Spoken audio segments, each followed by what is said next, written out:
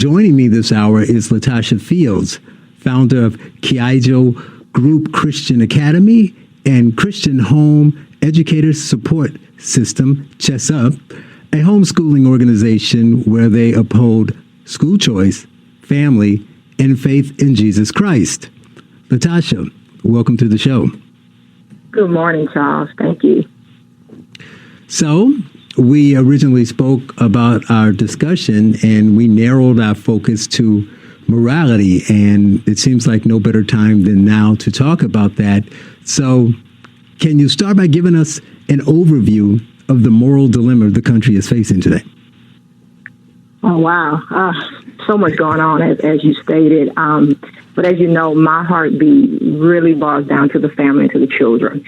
And so some of the things that you touched on, and we've touched on it, periodically over time. But I'm really looking at how there's a moral decline in our country. And so a lot of the times we can speak about so many issues, even from a political spectrum, et cetera. But I think the problem is why we're seeing these political weapons forming, if you will, is because, again, of the moral decline. And so there's no more absolute morality. There's no more absolute rule in terms of the standard that our whole country should be upholding. And it's really, really affecting our children in the family situation, the family dynamics. And so that's what I'm looking at, that is the lack thereof of absolute morality, not just morals, but absolute morality. And then it deteriorates and destroys our culture and our society. And it's really a vexation. So a lot of the things that are happening in our political system is literally a vexation to the principles and the founding principles of this country, and especially to the framework of traditional family. Well, you mentioned politics a couple times, and that's important, both because what's going on in the news today, but also because I'd like to get your thoughts on this. I find that we're in a kind of unusual and a weird space. I remember a time, you speak a lot, obviously, from a Christian perspective, and we had an issue. We had a problem with Christians because they were ignoring politics, right? They were acting as if it didn't affect them. If they read the Bible and they prayed, everything else would just fall into place. We don't have to do any work. We don't have to get involved. We're pushing Christians to vote. And now we've gone to some extreme where now for many, and speaking particularly about Christians, they're putting politics ahead of their Christianity, right? It's like everything stems from this. I don't know if you've seen any of this stuff, but I've seen after the Georgia elections and all the people celebrating the Democrat win, whatever you are politically doesn't matter. I talk about the culture all the time. This topic is about morality. You talk about Christianity. So we're talking about big picture stuff. So I don't really care who you vote for. But what I found was interesting, I don't know if you saw this, but there were people posting pictures of, like religious candles, like the Catholics have these candles of Virgin Mary and things of that nature. They have these candles now with Stacey Abrams' image on them. I don't know. Have you seen that? No, I did not. Yeah, so it's crazy. So what do you think about that? The fact that we've gone to this, past this arc where it was, Christians need to get involved because you shouldn't be afraid of politics because it matters and it affects your life, to, people wearing it as their overall, armor and focus and focusing more on that than Christianity. Yeah, you're absolutely right. So what the Bible says is that the weapons of our warfare are not carnal, but mighty through God to the pulling down of strongholds. And so to have politics as your weapon or your banner for Christians, as you stated, we're specifically talking to the Christians, meaning that I'm not talking about Christianity as in typing it. I'm talking about a lifestyle, a relationship with Jesus Christ, right? And so to have a relationship with Jesus Christ, meaning you're a Christian or a disciple of Jesus Christ, that is your weaponry. And so to just have more politics, if you will, in your armor is not God. Now, what we've seen over time, especially with the 501c3 status, is that there have been, if you will, consciously and unconsciously, directly or indirectly taught to us that as believers, we shouldn't be dealing with politics, which is erroneous. The Bible is full of politics. And so when you look at the word politics, that's just a new age word. So let me better rephrase that. The Bible is full of government. Romans 13 tells us that God ordained government. And so to be afraid to speak out or to hold government accountable is absolutely erroneous. That God had never intended that. And there's many biblical patriarchs, there's many that have went before us that all they fought against was government. Every prophet had to deal with a king. And so today we say presidents and senators and Congress, etc. But back then in Bible times, and not even that far long ago, we had to deal with kings and queens, etc. And so again, my husband and I in our ministry, we're constantly encouraging believers not to be afraid of politics. But again, that's not our banner. Our trust should be wholly in the things of God. And so, yes, we are to be praying, we are to be interceding, but at the same time, when you get up from praying, what is coming out of your mouth? What weapon are you going to use? Because you have to hold these government officials accountable. And so we're not afraid to speak out and hold them accountable, especially with the destruction and this unconstitutional weapon that they're using to destroy this country. And if I must add, it's not the whole of our government, if you will. It's part of our government. And then we're not afraid to tell people or to encourage people, if you will, that we don't have the two parties in this country. So everybody says it's not about the Democrats, it's not about the hell it ain't. Yes, it is, because there's two parties in this country. And so either you're going to vote the left, as they call the Democrats, or the right, as they call the Republicans. And what we're looking at, we're not looking at it just mere political propaganda. We're looking at the culture, as you stated, or more importantly, the morality that is now being legislated in this country. That's right. The problem when it comes to the Christian faith. Not, the economics is important. We should not be oppressing the poor and having these high taxes, etc. But when you really look at the righteousness of God, which morality is a synonym for righteousness and integrity, that's what the body of Christ should be focused on. So as we vote, we should be voting. This has been echoed a million times.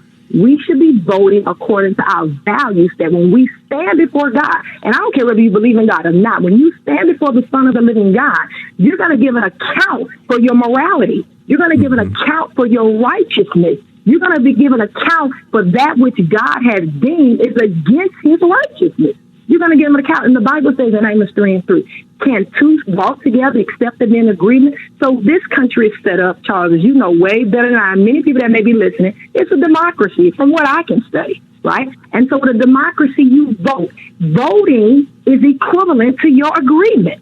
So where you cast your vote or where you cast your lot shows forth your agreement. And so you got many so-called believers today that have voted, that have been in agreement with the Democratic Party, which for me, I'm dealing with the morality of this party, that has literally legislated abortion for many years now, legislating homosexuality, when believers know that that is a clear abomination to the Lord. So what you gonna tell God? It was your career? What you gonna tell God? They elected me as a politician, so God, I had to go against you for country? This country does not trump the righteousness of God. Patriotism doesn't trump the righteousness of God. Black history, white history, none of those things trump the righteousness of God. And so that's what we're seeing. None of those things do. Well, I had to stop you there because you're teasing all the other, as we break this down further, the other things we're going to talk about. And coming up in the next segment, we'll go into more depth. And I want to talk about, you mentioned, how these two things, are together. It's not like separate. You can do one and not the other, and the importance of politics and morality. And, I talk about culture and morality often, because I think it's bigger in politics. But, it's important to know that moral and cultural decline is the sickness. Politics, as you say, is just the primary way the sickness is spread. It's just a tool that people are using. So when we come back, I want to get into some specifics as to how they are using these this morality decline to shift the culture. More with Latasha Fields, founder of CHESSUP homeschooling organization. You're listening to The Charles Love Show on AM 560, The Answer. Now, more of The Charles Love Show on AM 560, The Answer, with your host, Charles Love. Welcome back to the show. We are discussing the issue of morality with Latasha Fields, pastor and founder, with her husband Ronald, of the Kiaijo Group Christian Academy. Give us a call at 312-642-5600 and tell us your thoughts on the morality question. is it our biggest problem, or is it a political one that we're dealing with? And what can the government do to, help this problem? Before we were talking about the weapon that's being used, and obviously I referenced at the beginning of the show the events that happened Wednesday, and there's plenty of opinions out there about it from a political standpoint, of course, which I don't really want to get into because I don't care that much. So there's opinions on Trump and on the Democrats and on this and that and the other, but what's most important for all of us long term are the effects of it. Well, the effects of it and how we got here would be the more important parts.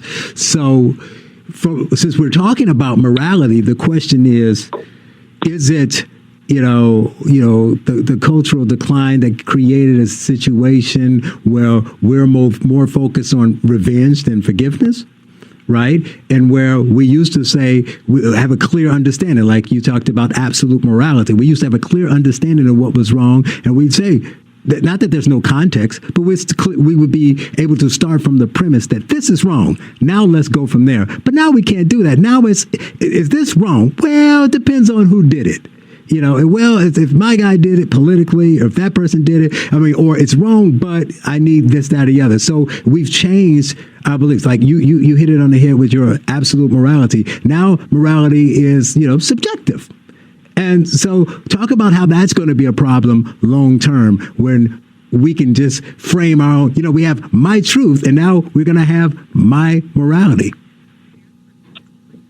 Yeah, you're right. And so what you're saying is what we're saying with that decline, and be that they're trying to eradicate anything wrong or right, especially in the realm of education concerning our most vulnerable, our babies, our kids. And so what we're saying is if absolute morality, if we continue to allow this to dissipate, absolute morality will affect every area of our lives, including our economics, including our business deals, including the treatment of others. And we're already seeing how terrible the treatment of others are. Accountability, personal responsibility, trust, our children's character, development, and discipline. So when you don't have that standard, everything else just crumbles. It just falls apart. And so we're going to see some extremely lasting effects of that, especially in our future generations with our children, because in my opinion, that's where they're starting.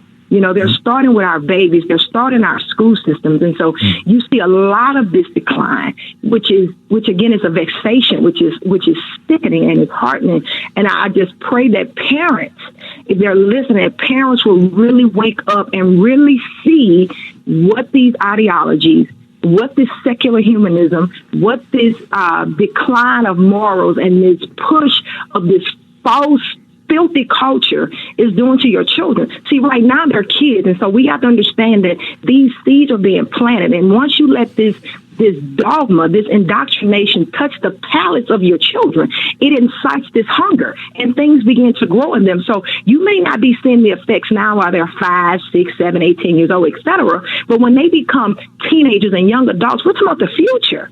We're talking about the future generations that they're not going to have a moral standard. They're not going to have a moral compass in life. They're not going to have what we had, Charles, when we grew up. We knew right was right and wrong was wrong. And we knew what those things were in spite of what we did. We're all sinners. We all have made mistakes and done some terrible things. But even in doing those things, we knew way in the back of our minds, we knew it was wrong. Regardless of what we did, we knew it was wrong. We had that absolute standard. And what are we talking about? We had the righteousness of God. Even if we didn't grow up in church, you had that, if you will, common sense that, you know what, I should not do that.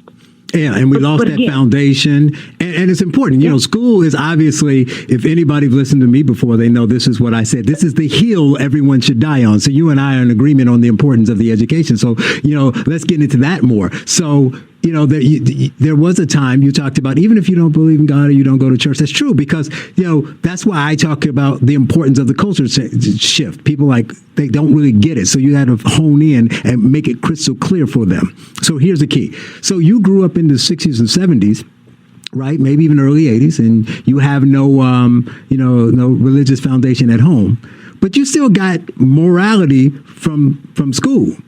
They got rid of that. Right, the teachers used to be able to teach right and wrong. The teachers used to pray in school. All that's gone. Okay, so you lose it there, but that's all right. We had all these social organizations outside school, boys clubs, this, that, or the other, and you learn some foundational importance and moral absolution there. But all that's gone.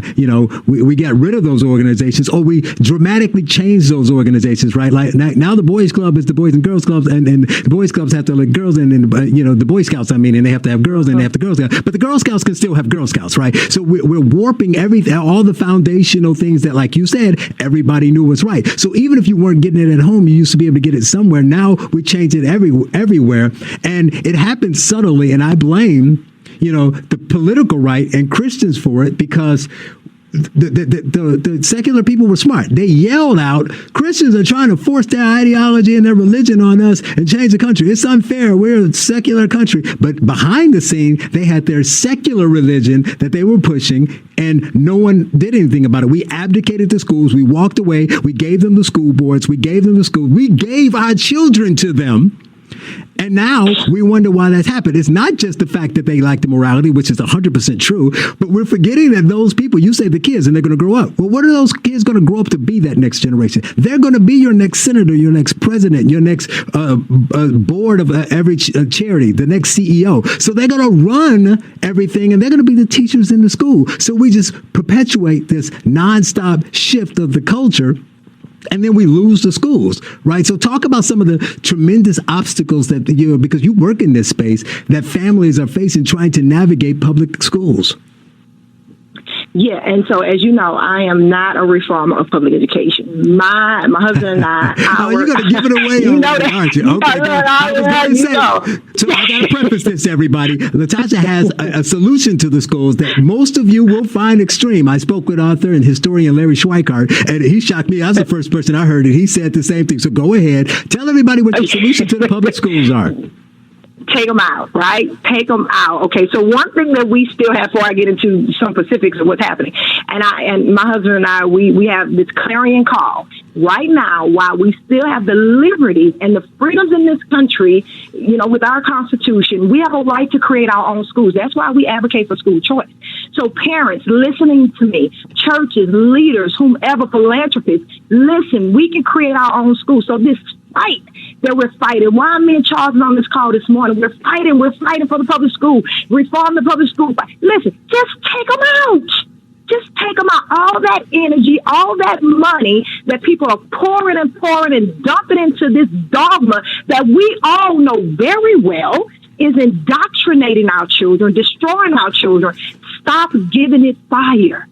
Put it out. So that's what I'm here to say. Listen, it should be a mass exodus out of the public education system. Why? Because the ideology and the dogma and the philosophies that they're inciting on our children. Number one, you got this identity politics. What is this fraction to divide us, to constantly divide us with, that those are the oppressed and those are the oppressors. And then you got the insidious Black Lives Matter curriculum. My husband and I, we went through that, over the summer when here in Illinois, when Governor Pritzker, made the LGBT history law with the bill. And so you have the Black Lives Matter, and so many things is wrong with the Black Lives Matter curriculum and their philosophy. And one of them, it wants to destroy traditional family. It wants to destroy the patriotic family, and then he want to take Black boys and make them into girls, because they say they wants to exalt transgender women. Well, what is a transgender woman other than a biological male? And then he wants to remove cisgender. So, then the critical race theory. What you said, we're going to come up to the break. We're going to talk about this more on the other side, because, the education needs more than one segment. But basically, to clarify, what you're saying is you can't fix the schools, because if you put the money in, and you change this and you fight for a little school choice here. See, I say the same thing, not as extreme as you. I get beat up for saying the same thing. I tell conservatives, this should be the hill you stood on years ago. You blew it by abdicating the schools. And you're not, and every time I get people on here who seriously work in the education space, what they say is school choice is the way to go. I said, well, you're missing, you blind and you work in this space. What you're missing is, what is the choice? You're going to send them to another school that's cleaner and fancier and bigger with better science program, but they're teaching the same ideology. More with Yes. Latasha on the other side. You're listening to the Charles Love Show on AM 560, The Answer.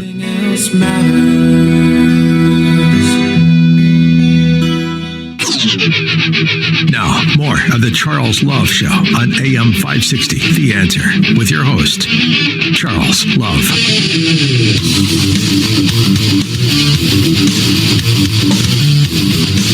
Welcome back to the show. We are discussing the issue of morality with Latasha Fields, pastor and founder of I always say this wrong, right? Kiaigo Group Christian Academy.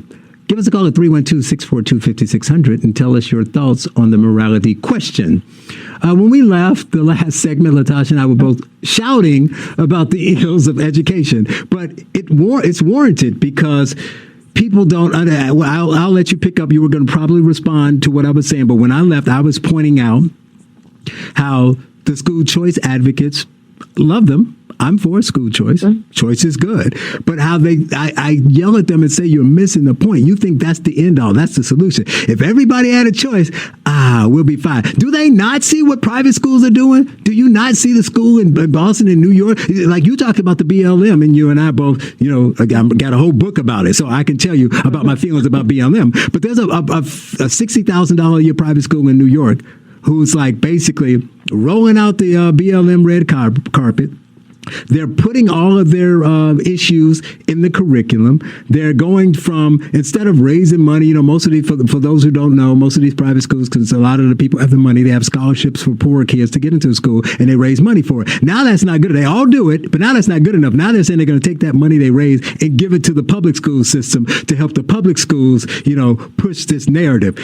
But the school choice people, fine for them to do it, private school. But my argument is the school choice people think that all we have to do is give these parents a choice, and if they can send them to a better school, all will be better. No, because in the private schools, they're still going to be learning the same toxic stuff they're learning in the other schools. Yeah, and that's it. And so as we left off, I was saying how they keep illuminating the system. Again, there's so much happening that's unconstitutional and unbiblical. And so for me, I'm going to speak to the Christians, the people that declare, that proclaim they are believers in Jesus Christ, and the people that have conservative values, which is not an expert. I'm not an expert. Limited government, where we see that the Constitution upholds and the Declaration of Independence. I'm calling for those people. Stop empowering the belly of the beast. Get the kids out of there. Those that are okay with this dogma of indoctrinating church, because we're not going to shut down the public education system, so to speak, right? So those that agree with that want that system, because that's why I'm okay with school choice. If you want public education, it's there. Those of us that do not want our children's innocence to be molested, right? We want our children with absolute morality. We want our children with traditional values and with a good social understanding and cultural understanding of how life actually works. We want them with a prosperous, successful future with integrity and values and belief. We in this country, in the United States of America, we can create our own schools. Me and my husband run our own school for 13 years and homeschooling for 14 years. You can create your own schools. And all these things that we're talking about, Charles Love, we've talked about over the years, many people talk about, you can adapt these things in your own school. For an example, there's been this cry for almost 60 years of education inequality. That's the thing with blacks and minorities. There's inequality in the public school system. Well, I posted something a while back and said, well, go figure. If you educate your own, there's no inequality. There's no inequality with me teaching my own children. Right. So now you say it solves another problem, right? It solves a second problem. Mm-hmm. Okay, then you say, critical race theory, identity politics, all these things. The white people are just inherently racist, and they're just going to perpetually oppress black people. Perpetually, we're going to always be inferior to them. Well, you know how you solve that? Let's just say if that was true. You know how you solve that? Start your own school. Get your kids out. They can't be too oppressed. They can't be too much of our oppressors, because you keep fighting for your oppressor system. So everybody that's out there, conservative, Christian, whomever, you always want to talk about racism, the white people doing this. Well, get them out the white people's school then. That's what I don't understand. If there's so much our oppressors, get the babies out of the oppressor school. And we're not talking about we don't wrestle against flesh, because I don't want anybody to think I'm talking white people in general. No, I'm talking about a system. Now, you talk about systematic racism, that's systemic. I'm talking a system that is innate with that. Get them out of there. You don't have to subject your children to this dogma. You don't have to subject your children to this level of indoctrination. Again, I say, if you are tired of education inequality, well, teach your own. Well, that's true and important. We're going to switch to race next, but I want to leave it with this, unfortunately. And, if you got time, you want to address it on the other side, you can. But all that is true and it's important. But the problem is, and you know this because you homeschool, but a lot of people don't understand what is happening. This is, again, where we're zigzagging between moral and families' rights to politics. Because there's a group of politicians out there who are staunchly against homeschooling. And they have put in certain areas, California's right up front, they have put restrictions in place and they try to push back against them. And you wonder why. Why do you care what they do with somebody else? As long as you're raising your kids, do your own thing. But what they don't understand is these people have a secular religion and they are forcing theirs on like they claim Christians are doing. So what they want is they want to indoctrinate every kid. And I can't indoctrinate every kid if I let you people put your kids in your own school. So I need you to keep your schools here, your kids here, so I can indoctrinate them. So keep this in mind. Mark this. This will be on tape. There will be a push to find a way to limit that so they can continue to control your kids. Coming up, we're going to talk about race next in morality. You're listening to The Charles Lowe Show on AM 560 The Answer with Latasha Fields.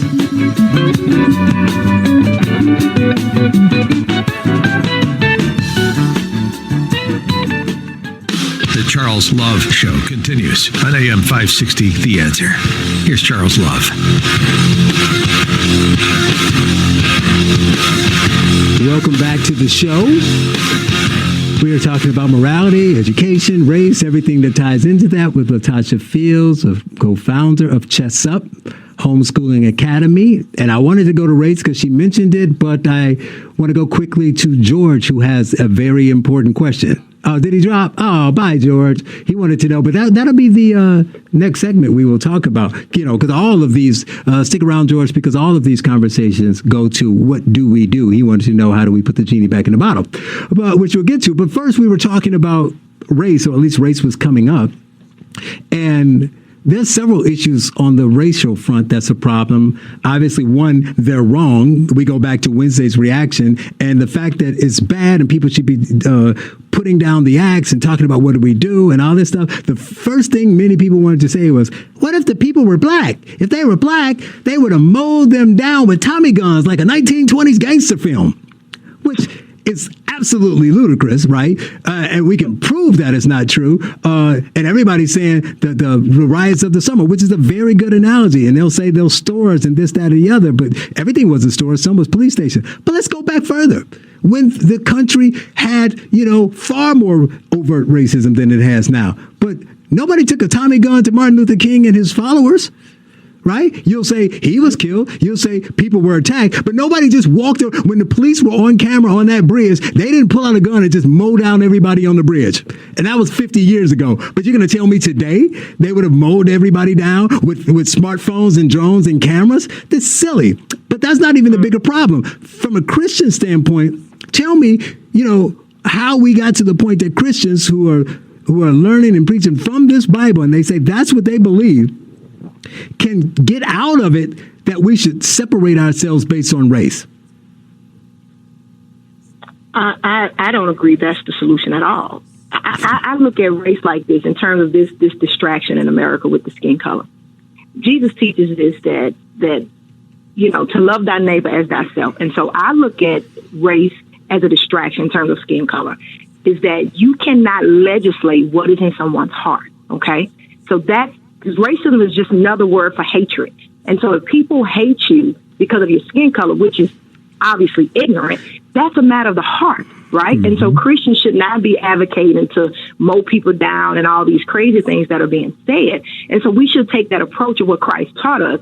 Again, it is a matter of the heart, right? And so the Bible teaches us to pray for our enemies, to love our enemies. And yes, thank God that in this country, a lot of progress has been made, if you will, to put laws in place to prohibit people acting upon that level of hatred, right? But now they want to control the thoughts. Now they want to control the Exactly. thoughts in the heart. Exactly. You can't do that. You just cannot do that.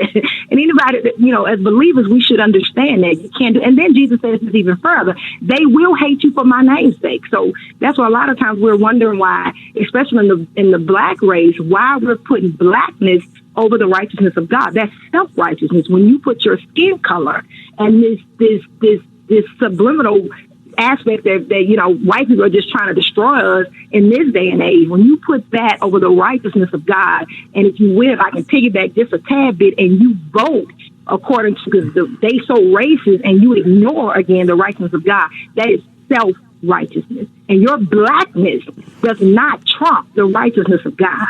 And so that's what we need to go back to, that this is just insanity. Well, it's another point to it, too.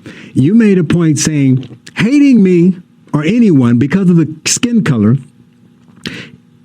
is wrong, and it's insane.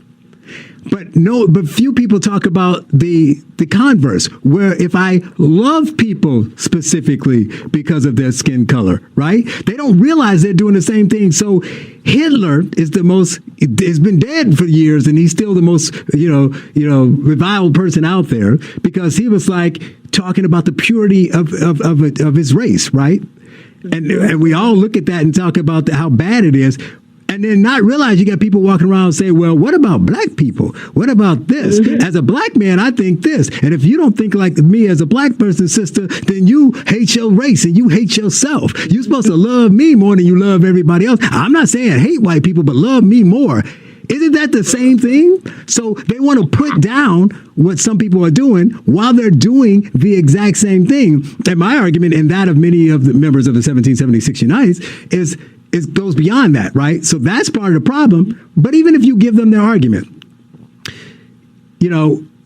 how does a wholesale focus on race help the people you claim to want to help? So even if racism is out there and it's bad and you want to tackle it, if all you talk about, if you see a white person shoot a white person, the first thing that pops in your mind is race, you got a problem. But also, how does that solve the problem you claim there is in the black community?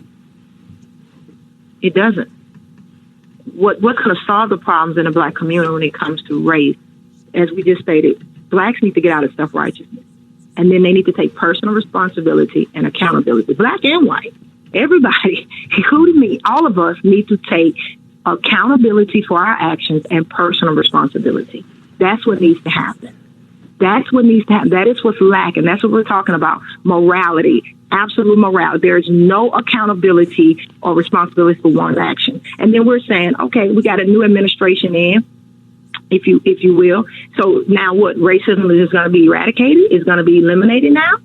Black on black crime is just going to stop now? What is going to happen now? Right. So we have to think about that. We're coming up to our last segment with Latasha Fields, and we're going to talk about that, talk about solutions and what we need to do. But that's what people think. They think that's going to solve everything, and I think they need to see it. You're listening to the Charles Love Show on AM 560, The Answer.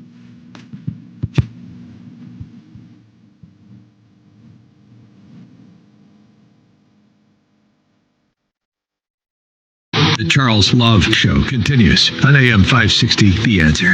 Here's Charles Love. Welcome back to our last segment with Latasha Fields, co-founder of CHESSUP, the homeschooling academy. And in the last segment, Latasha mentioned personal responsibility, and I believe, unfortunately, we're losing that battle.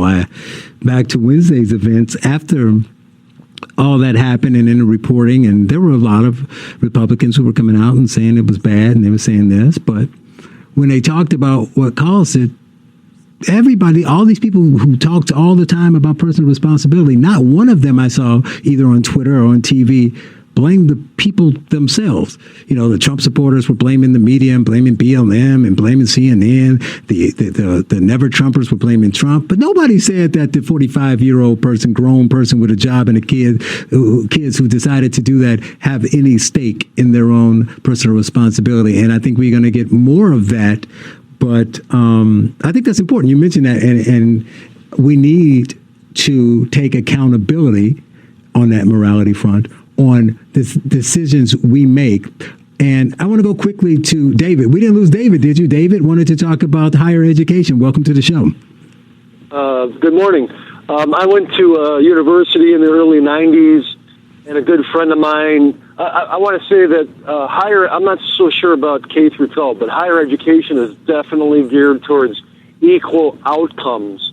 Now, a friend of mine, he's about a 16th Native American. He got a half of his university level education paid for through a grant because of that. It was based on race. Mm-hmm. And later, I went for a second degree at another college. Or at the university level, I got about a $500 grant, and I was about the same age as him. So, same two parents. We went to the same high school together, everything. And then I went to a second college.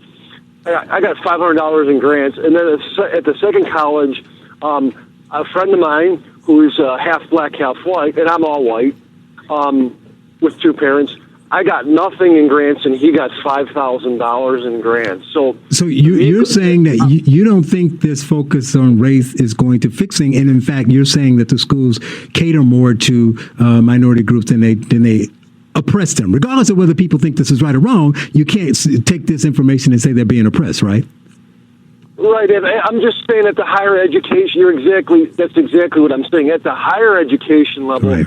These opportunities are out there if you're willing to just do a little work. Right. Minorities have lots of opportunity. Okay, thank you, Dave. So, Latasha, I guess we didn't tell you. You only got a minute here. You can tell me a little bit about what else you're working on, but do you want to say something about higher education? You talk about the public schools, but then when they grow up, they go off to college, right? Yeah, I agree with him. There are a lot of opportunities, and I just believe that the college level, the universities are just as bad because that's where it really sinks in. So that'll be a whole other segment. I think they're just as awful, the liberal colleges, and so. But again, the most vulnerable is our babies. So if we start teaching them now, and we plant them correctly now, they won't have room for that dogma. And so we have to get a hold of our children now because they're the future. So we here in America and all around the country, we tend to think as college is the future. So that K through 12 group is pivotal. It's very important. And so as me and my husband was stated on different breaks, that what we're seeing with what we're saying, and many are echoing, it should be a mass exodus. We're saying fear, a spirit of fear is taking over. They are afraid to take responsibility for equipping their children.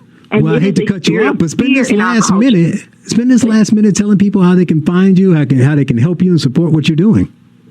Yes, CHESSUP.org, and that's CHESSUP.org. That's our website. You can definitely find me there. I'm on Twitter as CHESSUP or Latasha Fields, they can definitely reach out because we're definitely advocating to help many groups and churches get their kids out of public schools.